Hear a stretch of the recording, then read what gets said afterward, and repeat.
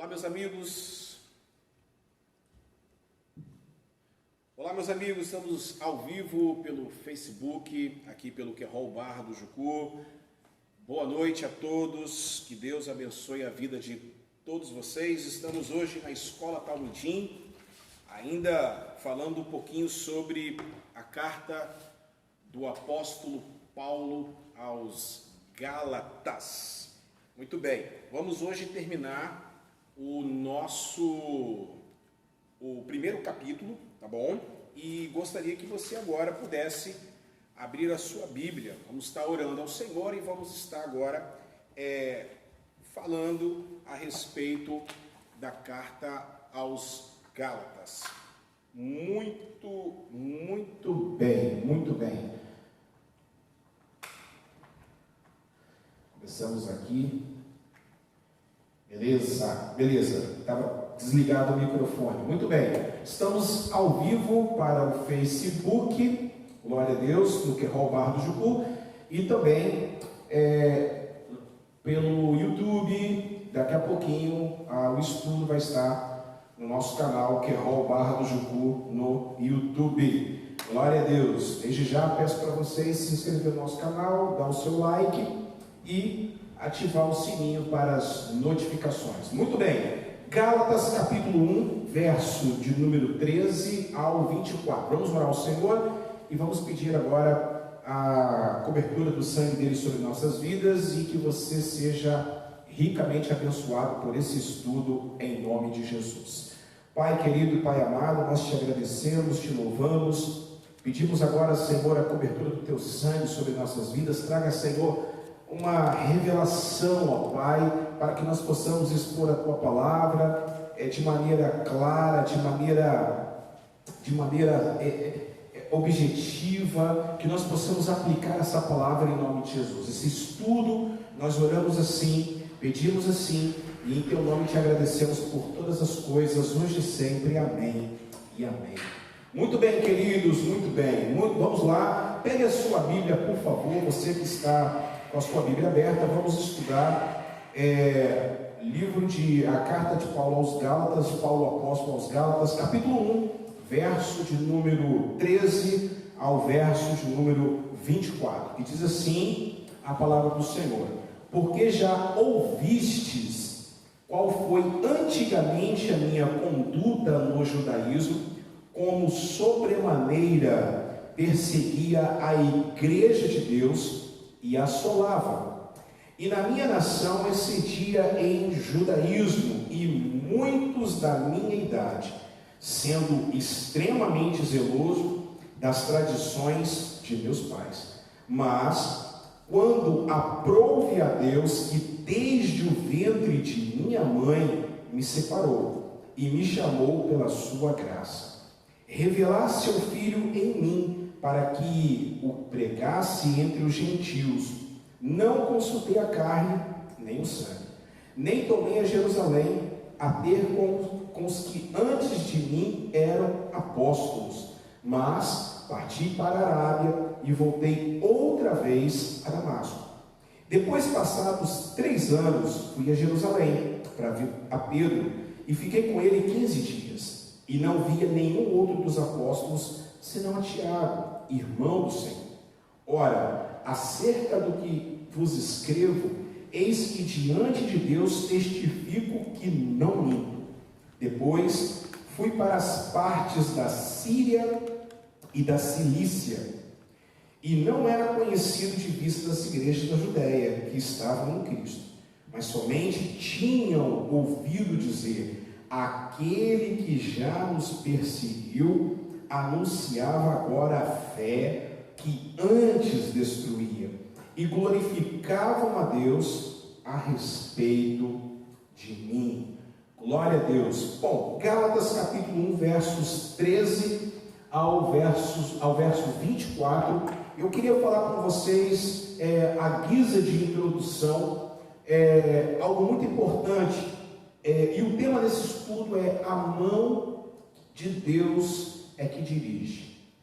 Porque, observe bem, meus amados irmãos, nós estamos falando aqui de Paulo, o apóstolo, um camarada que se converteu ao cristianismo, ele que era da linha radical, fatalista, extremada do judaísmo, ele era fariseu, e a Bíblia fala que Paulo, então, ele se converte, e vocês observem que nos primeiros versículos da carta aos Gálatas, ele defende o seu apostolado e o evangelho na qual ele estava pregando. E depois, no decorrer da carta, até o verso de número 12, do 6 ao 12, o apóstolo Paulo, ele vai combater exatamente essa questão dos fariseus, a sua antiga seita, aonde eles estavam trazendo o sectarismo e também o misticismo religioso para as igrejas da Galácia, né? Então o apóstolo Paulo, ele já começa a dizer, no qual esta parte desse capítulo, ele está falando que o que ele recebeu não foi uma mão direcionada por homens, não foi uma mão direcionada pela religião, mas foi uma mão direcionada pelo próprio Deus. Amém? Isso faz com que ele tenha uma mudança radical em sua vida. Essa mudança radical traz algumas consequências, mas antes eu queria que vocês observassem comigo dois aspectos da vida de Paulo que eu separei aqui dentro desse contexto deste estudo, principalmente no verso de número 13, que diz dois fatos importantes sobre a vida dele. Primeiro, que Paulo, ele era um homem fanático da lei. Paulo, ele era extremamente fanático da lei. Ele era um homem que observava a lei, a sua vida se cifrava em sua observância em relação à lei judaica, as leis que foram impostas, religiosas, ok? Sanitárias, né? As leis do Código Civil judaico. Paulo, ele era esse cara fanático e ele se gloriava por isso. Esse fanatismo de Paulo fez com que ele se transformasse, então, nessa segunda característica dele, que ele se tornou um perseguidor da igreja. Então vocês observem que Paulo, sendo um perseguidor da igreja, ele, aqui no verso de número 13, eu queria que vocês acompanhassem comigo, verso de número 13, o apóstolo, ele vai falar exatamente sobre essa palavra que eu queria trabalhar com vocês. Ele fala o seguinte: pois já ouvistes como era o meu procedimento no judaísmo, ok? Como eu perseguia violentamente as igrejas de Deus, tentando. Então aqui essa palavra tem algumas traduções, a NVI está destruí-las, outras traduções está como assolá-la, ok? Assolava as igrejas. E também nós podemos então colocar não só nessa questão de destruição, e também, claro, sobre a questão de assolar, mas também nós podemos então, com esta palavra assolação, importar do termo grego, aquela palavrinha eportoum, esse verbo do grego eportoum, ele está dizendo o seguinte, ele está dizendo que é um sistema militar das legiões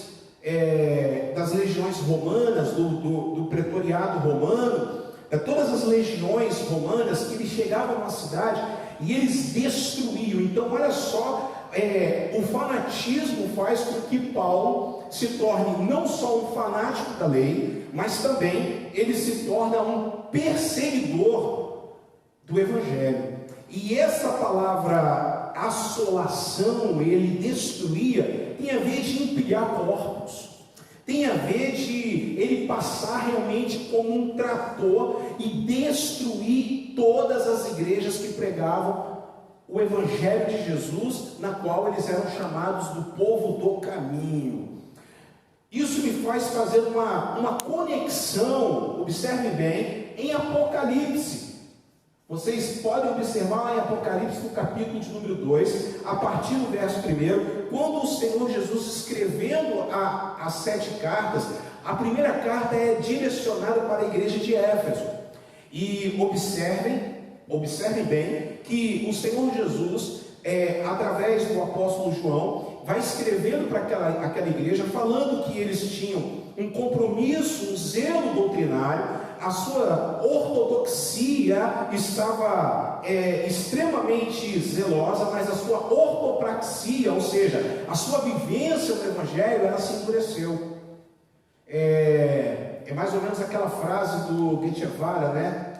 Endurecer, porém sem perder a ternura. É o que mais ou menos se reflete em relação ao Evangelho.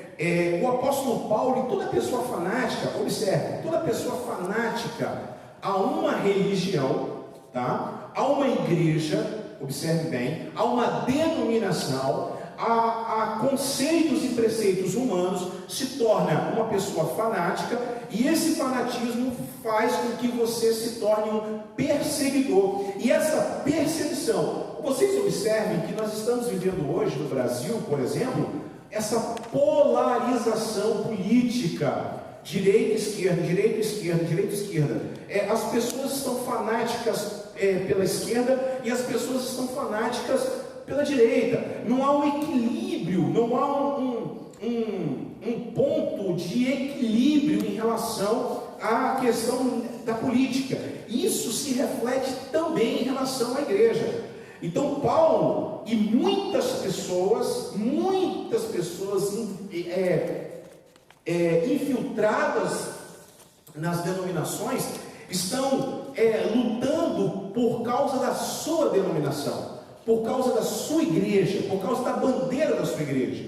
E o reino de Deus, ele está sendo deixado de lado. O apóstolo Paulo, ele estava lutando, veja bem, ele tinha boas intenções, segundo ele, para com a religião judaica. Ele está dizendo aqui: eu era zeloso. Observe o verso de número 14, que ele diz assim: e na minha nação excedia em judaísmo, e muitos da minha idade, sendo extremamente zeloso das tradições de meus pais. Mas quando aprouve a Deus, que desde o ventre de minha mãe me separou e me chamou pela sua graça. Que coisa maravilhosa que ele está dizendo, que antes ele, então, observe bem, antes ele estava vivendo uma vida extremamente fanática, levando ele a um processo de fanatismo, de destruição. Essa palavra eportoum está dizendo que ele empilhava corpos, ele tinha o prazer de empilhar corpos, ele tinha o prazer de matar em nome da religião.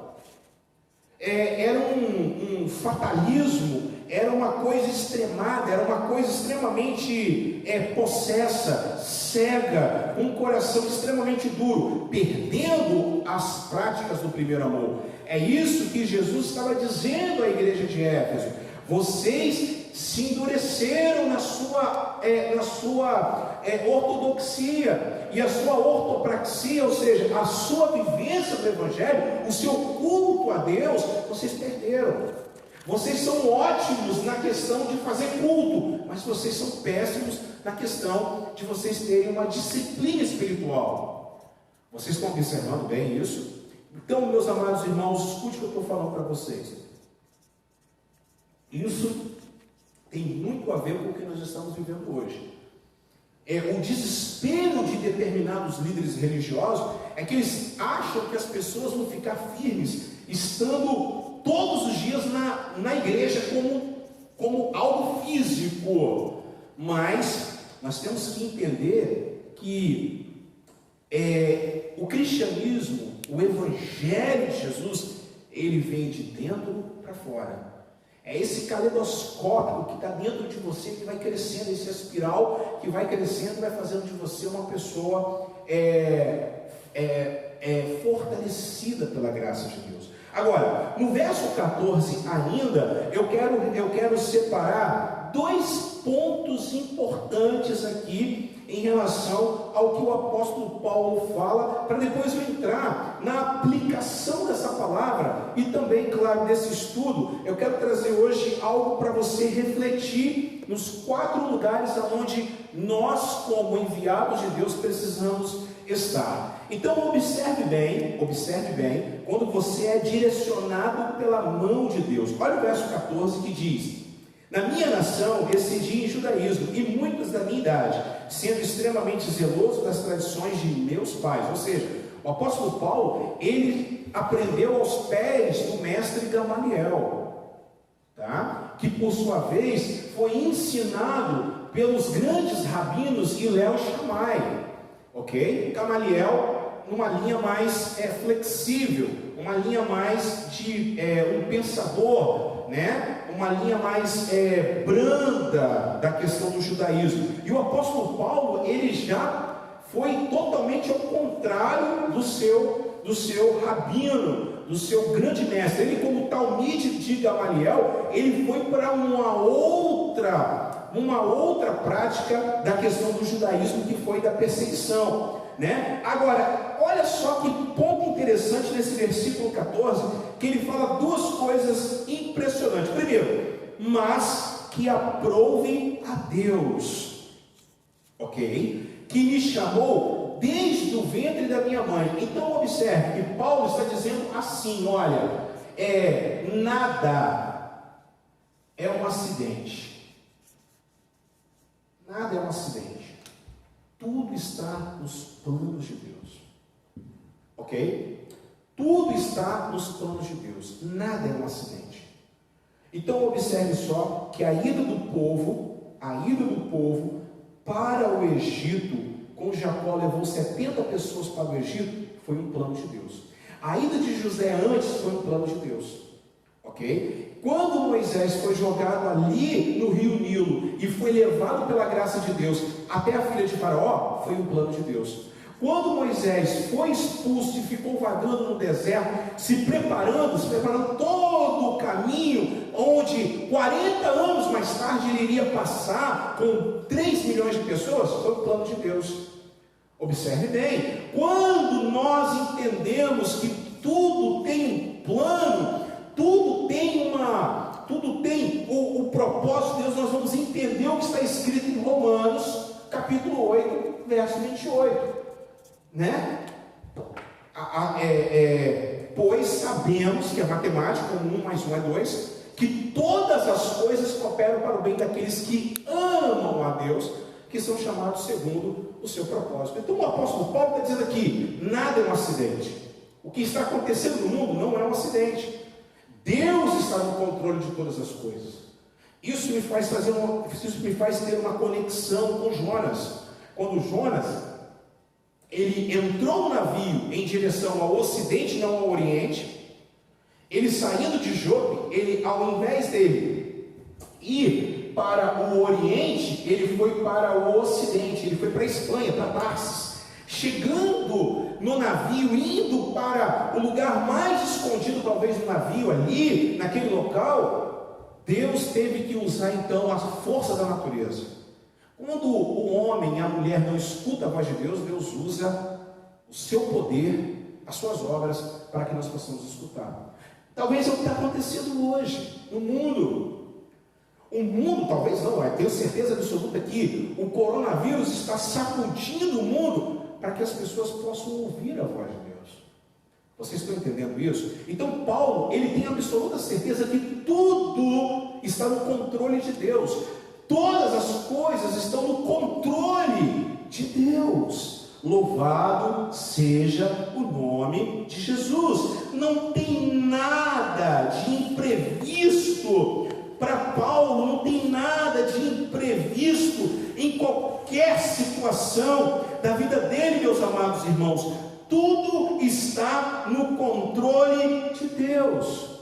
A segunda coisa que eu quero chamar a sua atenção do verso de número 14 é que Paulo tinha em sua cabeça e em seu coração, ele tinha e ele sabia que tinha uma missão a cumprir.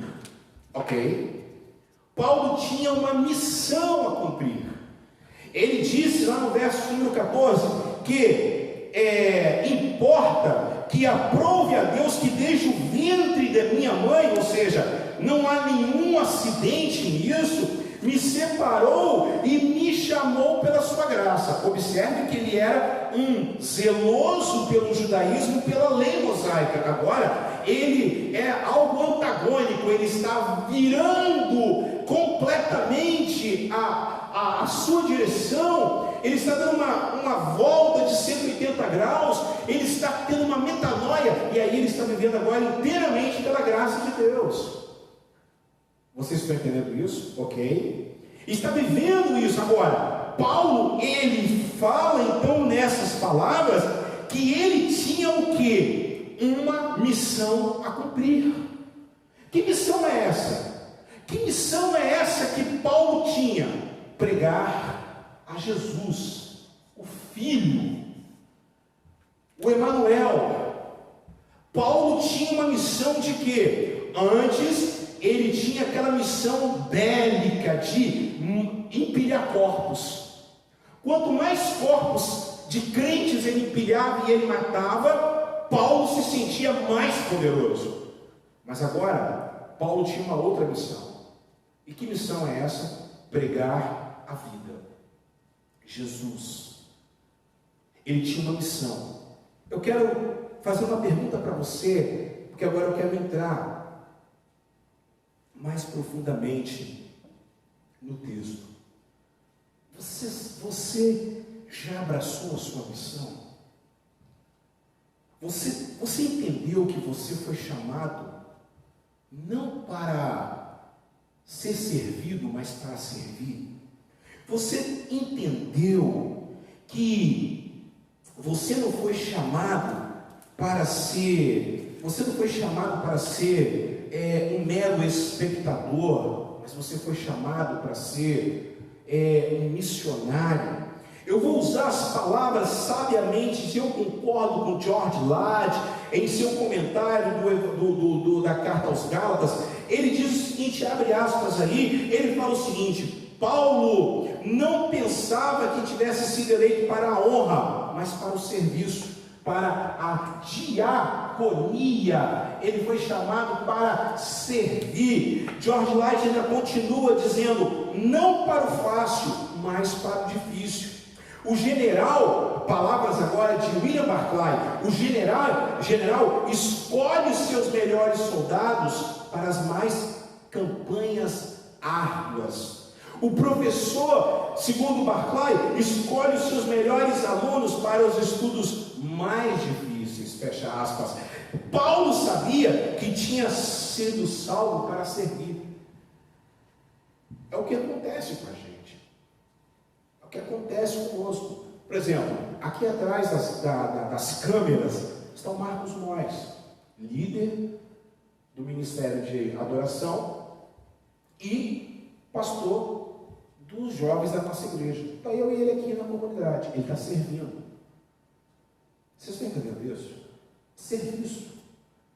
O apóstolo Paulo, ele entendeu que ele tinha um processo de missão, de pregar a missão. Estou falando de Gálatas capítulo 1, verso 13 ao 24. Estamos agora no versículo de número 4, expondo a Bíblia de maneira expositiva, a redundância, de maneira expositiva, para que você possa entender, passo a passo, a vida de Paulo apóstolo na pregação do Evangelho da cruz. Agora, é muito importante que ele vai traçar um caminho.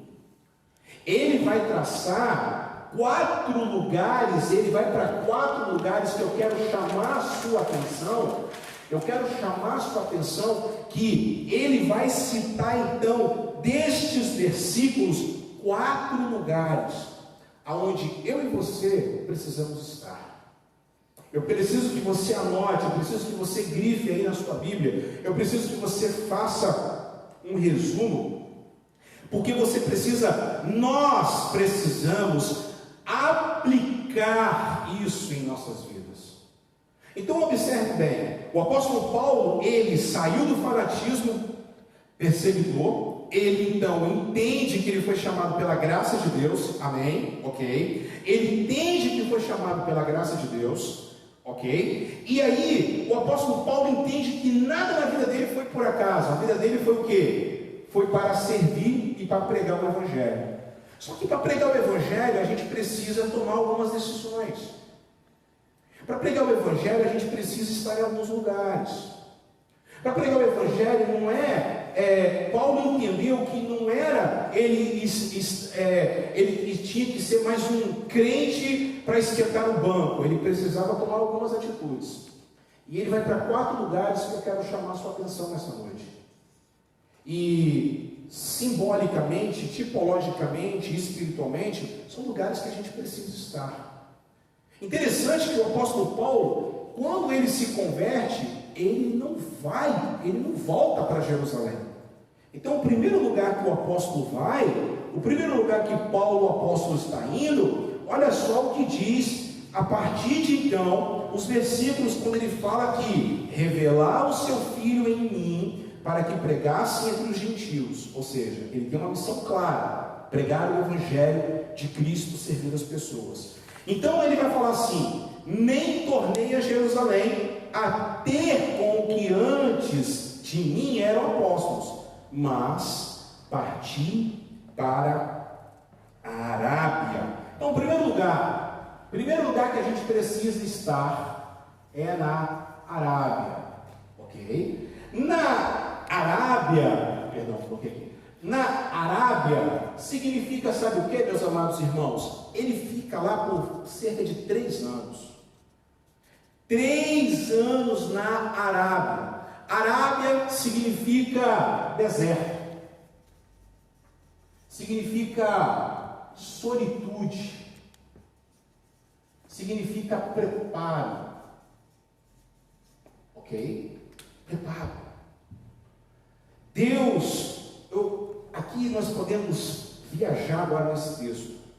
O apóstolo Paulo ele era zeloso, fariseu, doutor da lei, aprendeu aos pés de Gamaliel, um homem extremamente culto, um homem que sabia várias línguas.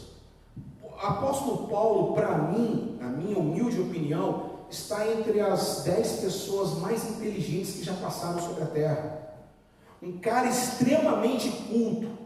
Ele é um dos judeus que mudaram o mundo. Para vocês terem uma ideia, judeus que mudaram o mundo: Moisés, Jesus, Paulo, ok? Albert Einstein, Karl Marx, mudou o mundo, querendo ou não, e Sigmund Freud. Essas pessoas mudaram o mundo. Esses caras mudaram o mundo. O apóstolo Paulo está nessa galeria, para mim, dos caras mais inteligentes que já existiu.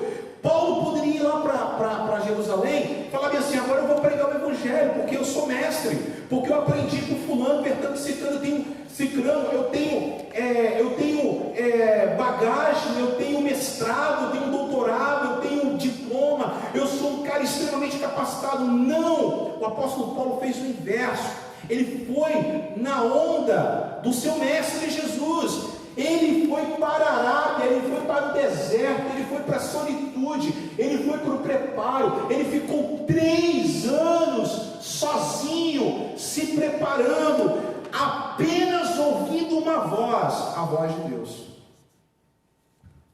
Antes de ir para a Galácia, já estamos no capítulo 13 de Atos. Antes de ir para a região da Macedônia, da Acaia, antes de ir para a região da Ásia Menor, as 3 viagens missionárias que impactaram o mundo, o apóstolo Paulo foi para onde? Para a Arábia. Ele foi para o deserto, ele foi para a solitude, ele foi aprender, ele foi ouvir Deus. Cara, você que está agora aí me vendo, me ouvindo, você está dizendo assim: estou cansado de ficar em casa. É um momento que Deus está fazendo você ficar no deserto, para Deus falar com você. Para Deus falar com você. Impressionante, meus amados irmãos, que durante um tempo da minha vida, eu me dediquei apenas ao ministério. Um ano para cá eu estou trabalhando, agora está o inverso. Hoje é o pastor que está praticamente trabalhando todos os dias, e as ovelhas estão em casa. E eu estou, como eu estou valorizando, eu falava com o Marcos Mois, hoje que o Marcos Mois chegou aqui mais cedo, arrumou para mim, porque às vezes nem dá tempo da gente chegar, da gente arrumar as coisas aqui na comunidade. Para você ter uma ideia, como é importante você ter um tempo que você está tendo hoje para poder falar com Deus. Deus está sacudindo o mundo, colocando as pessoas em quarentena na Arábia, para que nós possamos ter um tempo de solitude, um tempo de preparo com Deus, de ouvir a voz de Deus. Vocês estão me entendendo isso? Vocês estão entendendo a profundidade? O apóstolo ele não foi reivindicar títulos apostólicos de pastoreio. Ele foi reivindicar o título de servo. Ele foi para a Arábia. Ele pegou o caminho contrário. Ele ficou 3 anos neste lugar. Esse é o primeiro lugar que nós precisamos estar. O segundo lugar que nós precisamos estar é Damasco.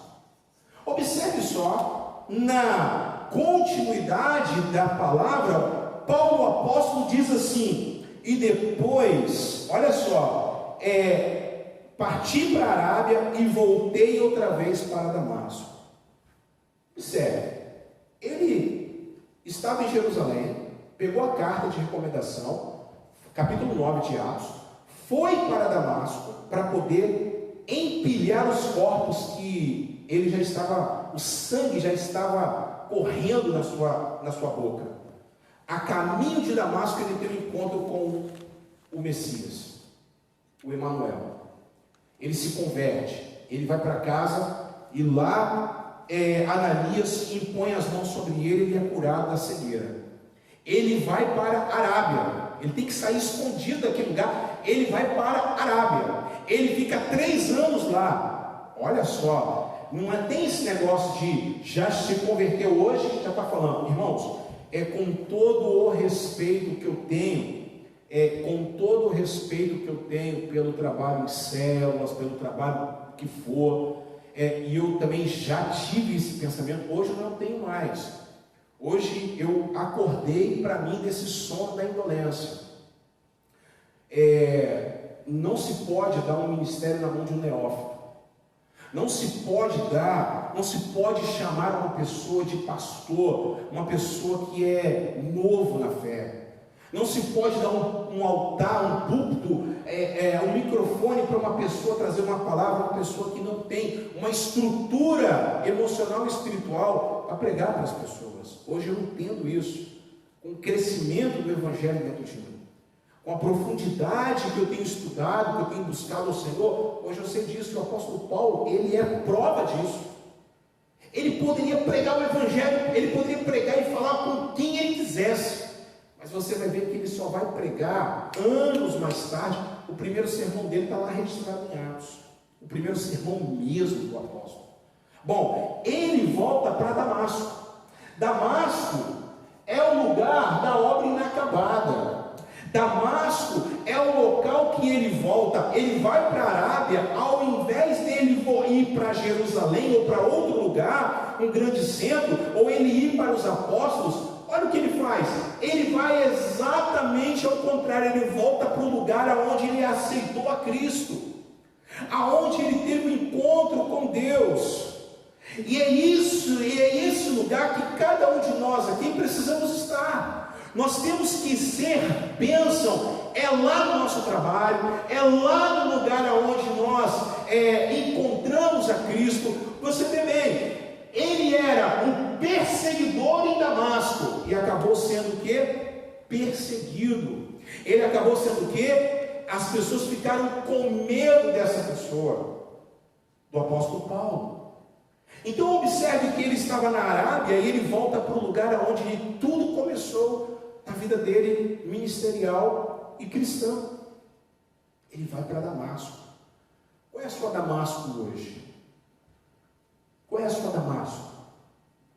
Talvez é um lugar onde você nunca foi lá no lugar onde você aceitou a Cristo. Talvez você era da pá virada, você era drogado, fumava uma maconha, você cheirava uma cocaína, você andava com a sua galera, aí você se converteu. Você abandonou seus amigos. Você abandonou todas essas pessoas. A sua Damasco, o lugar onde você se converteu, o caminho que você se converteu, está lá. As pessoas precisam ver que lugar, o que Deus fez na sua vida. Ele falou, eu vou voltar lá porque as pessoas têm que ver o que olha, vocês tentam imaginar a dureza da mente e da face, porque o coração alegre formoseia o rosto. Imagine só como é que estava Paulo. Ele se batiza ali em Damasco, vai para a Arábia, volta, e quando ele volta, as pessoas vão falar assim, aquele ali era o cara que perseguia, que empilhava os corpos. Louvado seja Deus. Terceiro lugar que nós precisamos estar. Terceiro lugar que a gente precisa estar é Jerusalém. Observe só o versículo que diz assim: depois passados 3 anos entre Arábia e Damasco, fui a Jerusalém. E aí ele teve o contato com 2 pessoas importantes, Pedro e Tiago, irmãos. Jerusalém é o quê? Jerusalém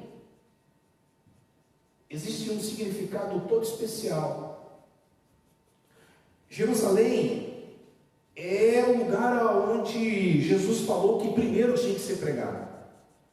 O ponto de partida seria Jerusalém. Ide por todo mundo, pregar o evangelho a toda criatura, quem crer e for batizado será salvo, ficar em Jerusalém até que logo sejais revestidos de poder, mas recebereis poder ao descer sobre vós o Espírito Santo, sereis minhas testemunhas, tanto em Jerusalém. Jerusalém significa então a sua igreja, a sua comunidade. Jerusalém significa que ele iria, num sentido mais amplo, ele teria que enfrentar o desprezo dos seus amigos judeus, dos seus companheiros de morte, e ele teria que, provavelmente, ter que suportar o medo dos crentes em Jerusalém, que não acreditavam que Paulo tinha se convertido. Jerusalém significa a sua igreja. Ninguém faz nada se não tiver um pastor. Ninguém faz nada se não tiver um amigo, um líder, uma pessoa para orientar. Quantas pessoas que já fizeram tantas besteiras. Esses dias, eu fiz 2 vídeos, vou fazer mais um agora, para refutar um camarada que vai na internet falar que Jesus vai voltar. Inclusive hoje é a data da volta, ele marcou uma outra data para hoje, dia 15, mais uma vez está errado. Vou gravar um vídeo para refutá-lo de novo sobre isso. Aí eu falo para vocês, amados irmãos, essa pessoa é um desorientado. Ele não tem um líder, ele não tem uma pessoa que o oriente, ele não tem uma pessoa que, olha o que o apóstolo fez, olha o que Paulo fez, olha só o que o apóstolo fez. Ele foi para Jerusalém e lá ele teve contato com 2 pessoas chaves. Ele teve contato, sabe com quem? Com Pedro e com Tiago. Bom, Pedro, o cara da primogenitura apostólica, o primeiro homem a ver Jesus ressuscitado, o primeiro homem a andar sobre as águas, O primeiro homem que prega e 3.000 pessoas aceitam a Cristo. É um homem que toma a frente de muitas situações. É a primogenitura apostólica na vida de Pedro.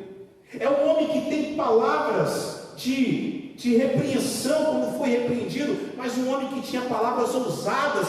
Tu és o Cristo, o Filho do Deus vivo. A unção da vanguarda, a unção da primogenitura apostólica estava sobre a vida de Pedro. Pedro, esse é o primeiro discípulo em Mateus 10 a ser chamado por Jesus. Ele vai lá estar com Pedro, porque Paulo reconhecia, mesmo Pedro sendo uma pessoa limitada tecnicamente e intelectualmente, filosoficamente, Paulo estava acima de Pedro, mas Paulo, ele vai estar com Pedro, porque ele reconhece que Pedro é essa primogenitura apostólica.